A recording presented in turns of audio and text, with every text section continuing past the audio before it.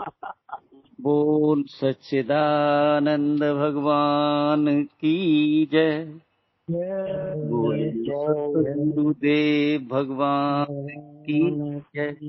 जय जय बोलिए सत्य सनातन धर्म की जय। जय।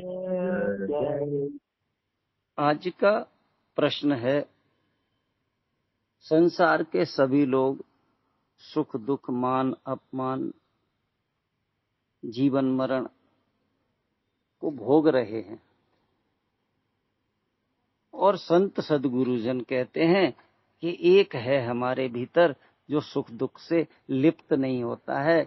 उस अलिप्त और असंग रहने वाले को क्या कहते हैं? तो संत तो कहते हैं वो तो साक्षी है, वो अंतर्यामी है। उसको जान लेते ही हम आप भी सुख दुख मान अपमान से पार हो सकते हैं।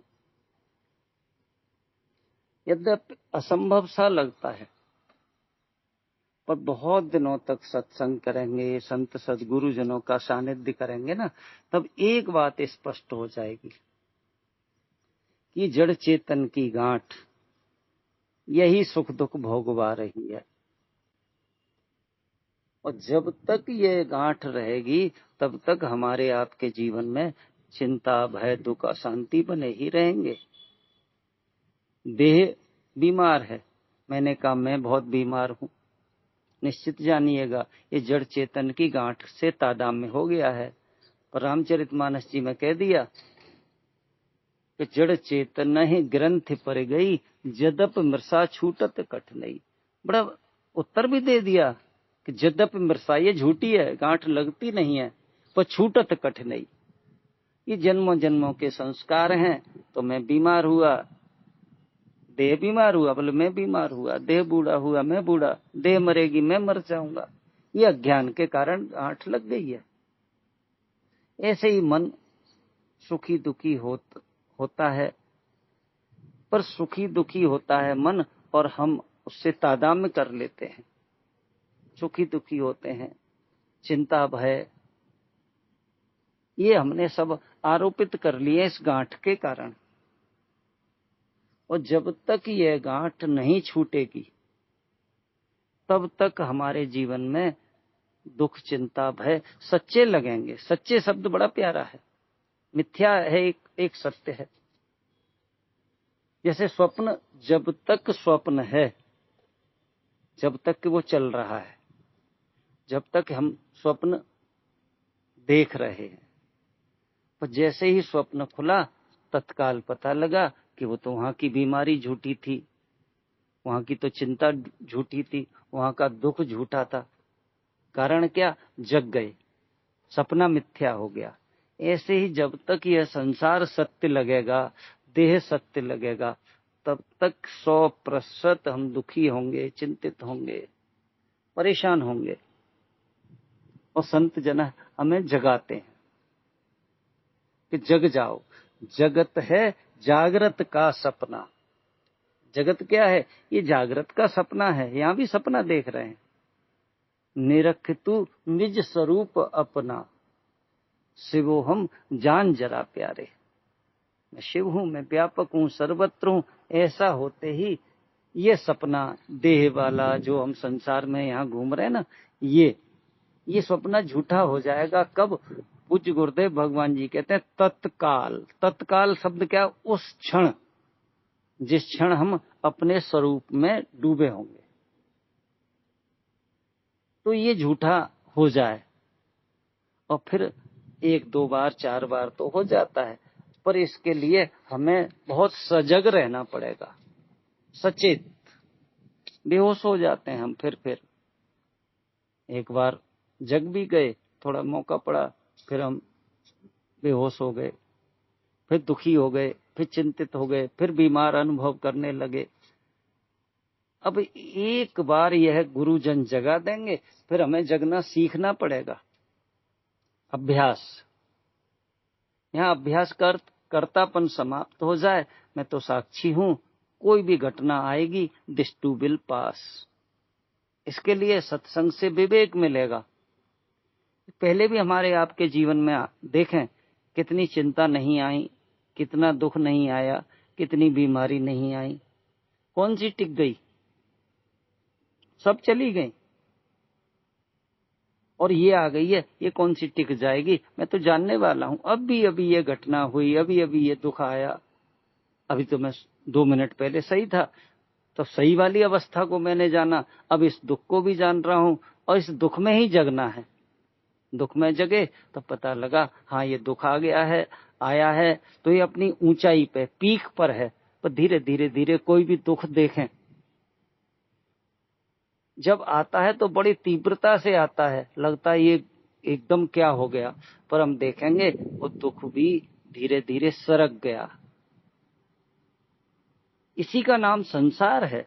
सुख दुख मान अपमान जो भी है, परिजन देह, ये सब संसार है, क्योंकि सरक रहे हैं।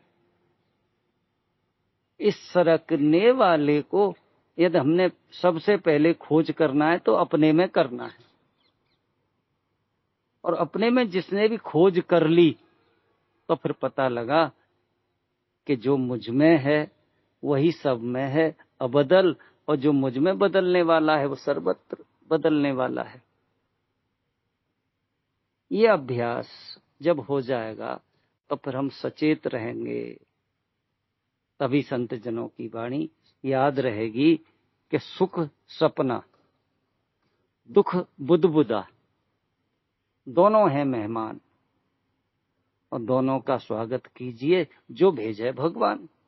ये भक्त की दृष्टि है। भक्त राजी है कि जो तू भेजेगा भगवान हमें कबूल है, ये स्वीकार। जिसके भीतर स्वीकार है ना, वो दुख में भी जानता है कि दिस टू विल पास, और सुख को भी जानता है दिस टू विल पास। पर हम मान के भोक्ता बन गए हैं, सुख के भोक्ता बन गए हैं, लाभ के भोक्ता बन गए हैं। फिर हानि में, चिंता में, भय में रोते घूमते हैं। एक ही मार्ग है, या तो दोनों को छोड़ो या दोनों को स्वीकार करो। अब हम सुख तो छोड़ना नहीं चाहते हैं और दुख को चाहते नहीं है, इसलिए दुख बड़ा होके आता है जीवन में। आता है पर चला जाता है।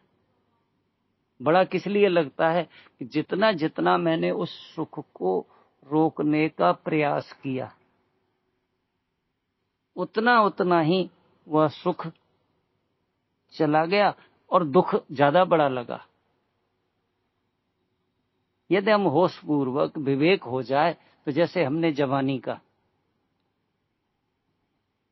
आनंद लिया, जवानी को जाना, पर एक और हमारे भीतर स्पष्टता हो जाए विवेक से कि जवानी के बाद बुढ़ापा आएगा ही आएगा, आप राजी हो जाए। बुढ़ापे के बाद मृत्यु आएगी, जरावस्था आएगी, शरीर और निर्बल होता चला जाएगा। पूज्य गुरुदेव भगवान जी कहते हैं, जरा भी कुछ ना हो सके जरा अवस्था माए। जरा भी, गुरुदेव भगवान जी ने तो कहा था, मृत्यु के समय या बहुत जर्जर हो जाओगे ना, तो अपने गले में फंसे हुए कफ को भी खकारने लायक ताकत नहीं रहेगी। अब इतनी हमारी तैयारी है तो ठीक है, तैयारी नहीं है तो रोएंगे, चीखेंगे, चिल्लाएंगे। शरीर के तल पे भी मैंने एक संत को पढ़ा, बड़ा कटु शब्द हैं। जब आप खाट पे पड़ जाओगे ना और तुम घर वालों से 4 रोटी मांगोगे तो आपको 1 रोटी दी जाएगी। कारण क्या है? ज्यादा खाओगे ज्यादा होगे खाट पे, इसलिए घर वाले 1 रोटी देते हैं। कोई स्वाद की चीज मांगोगे वो नहीं दी जाएगी। ये काल्पनिक चित्रण नहीं है। हम देख लेते हैं अपने घर में बुजुर्गों को, तो बोले फिर क्या करें?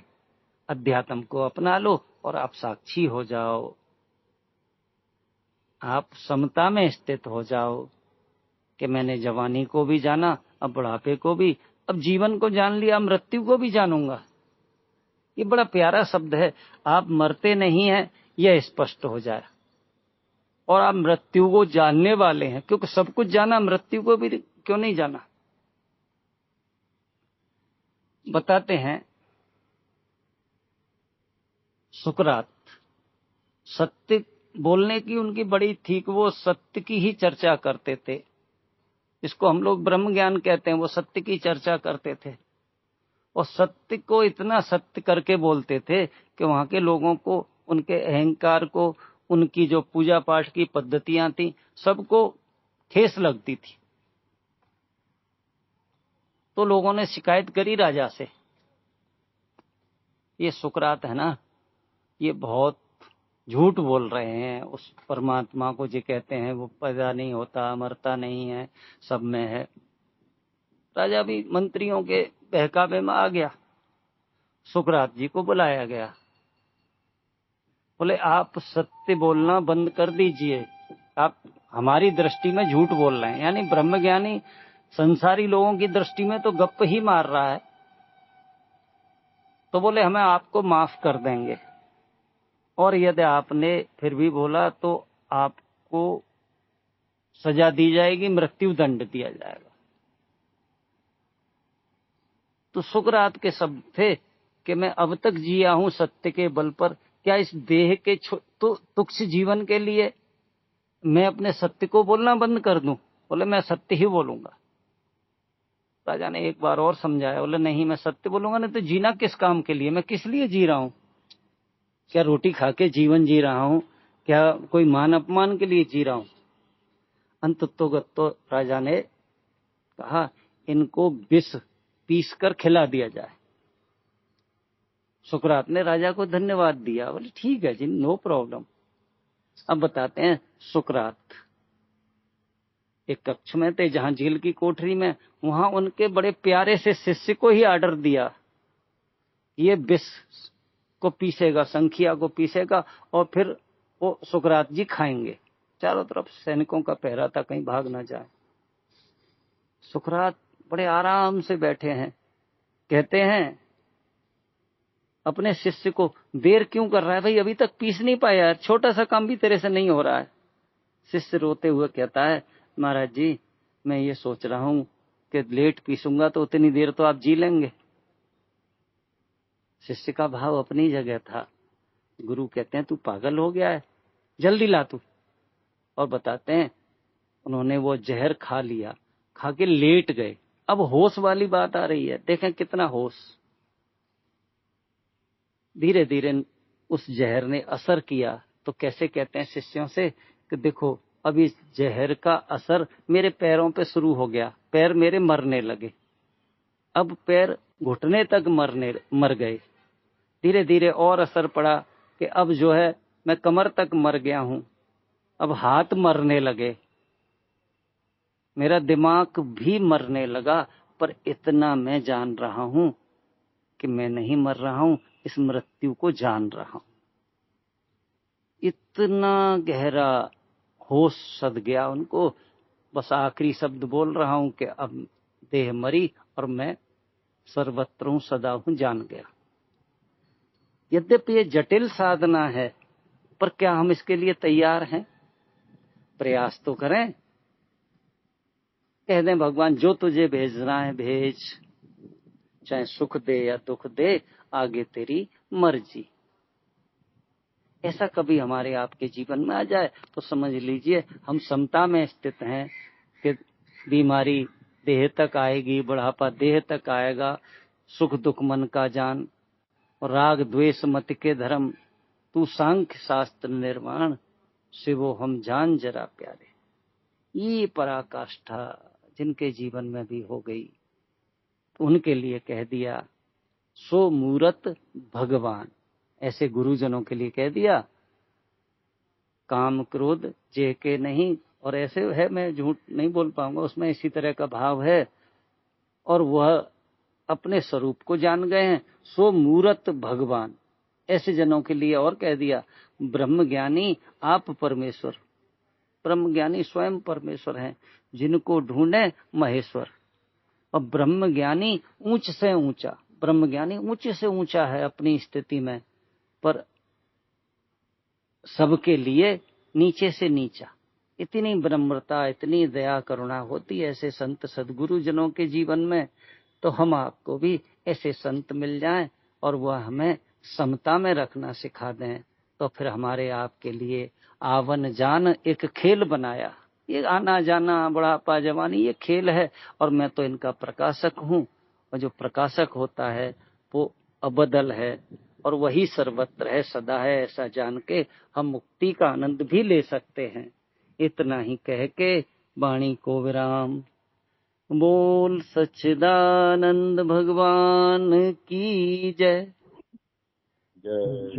सतगुरुदेव भगवान की जय। सत्य सनातन धर्म की जय।